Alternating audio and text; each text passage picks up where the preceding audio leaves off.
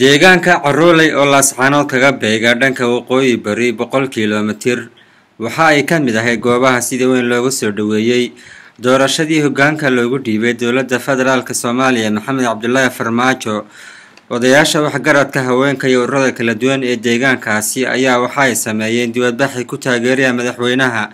iyagoo halkaasi ku soo bandhigay ciyaaraha hidaha iyo dhaqan ah waxaana ay fariimo kala duwan u direen xukuumadda dowladda federaalka Soomaaliya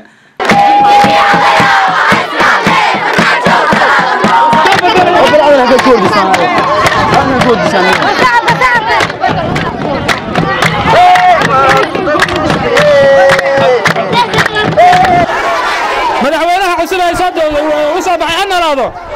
Maxamed Cabdullaahi Farmaajo anaraado waxaynu ducaynaynay oo Ilaahay ka baryaynay inuu ina siiyo madaxweyne daacada oo aynu ducada u marnay madaxweynaha hadeer Soomaaliya president ama mudane Maxamed Cabdullaahi Farmaajo aniga oo habaryartiisa deegaankii ka hadlaya uu ka dhashay Carooley degmada Carooley waxa aan leeyahay Maxamed Cabdullaahi xilka lagu doortay waa inaad adkaysaa dadka ku doortay waa inaad ku qoomamoon dadka ku doortay waa inaad ka hanataa xilka ay ku doorteen ummadda Soomaaliyeed israaceeda sinaanteeda cadaaladeeda xuquuqdeeda intaba waxaan leeyahay waa in aad ku faraadaytaa waa inaad eegtaa waa inaad tacabkooda khasaarin haday baarlamaan tahay haday waxgarad tahay hadii mid dal jiray iyo mid dal joogayba ay yihiin wadan waxa lagu soo dhaweynayaa madaxweynaha dawladda Soomaaliya u dhashay oo mustaqbalka iyadoo 26 sano ka caakufaysay ilaahay uga dhigay maslaxada uga dhigay baanu ku soo dhaweynaynaa kuna taageeraynaa waxaan ku sugnahay isu soo bax ballaaran oo laga qabtay degmada Carooley oo ka tirsan gobolka Sool isu soo baxa waa guulaysato madaxweynaha maanta ilaahay uu inoo soo cirkeenaga soo diray aan leeyahay cirka inoo diray ha guulaysto waxa madaxweynuhu wax ku qaban karaa inaga oo la shaqeynaa intaaynu tiro leegnahay ha guulaysto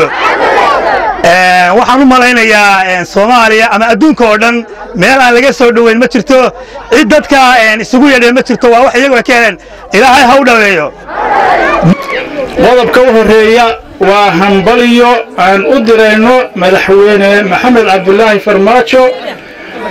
oo aan u direyno hambaliyo kal iyo laaba aan ku bogaadinayno madaxweynihii dalkeena kii dawladda wadayo darajada Ilaah baa daacad kaaga dhigayo dadka waad u siman tahay dastuurka waa dejinaysaa daladii garaadada iyo culimada duubcada duqaydii dadweynaha dhalinyarada dadayda dumarkii iyo caruurtii aday ku soo dilaameen oo duurka ku yimaadeen cadaaladda sinaantiyo deganaan ku daadihi dawladda marka aad aragtay maalintii doorashada dhacaysay nin walba shaqadiisu ka soo tagay awrkii geeli iyo nin walba oo wax shaqadiisu dhanba ka soo tagay waxbarashadooyinkii wax walba aan xirnay waxaan heegan u ahaanay in aan helnay isbedel hadeerna waa maalintii uurka ugu horeysay oo aan helnay isbedel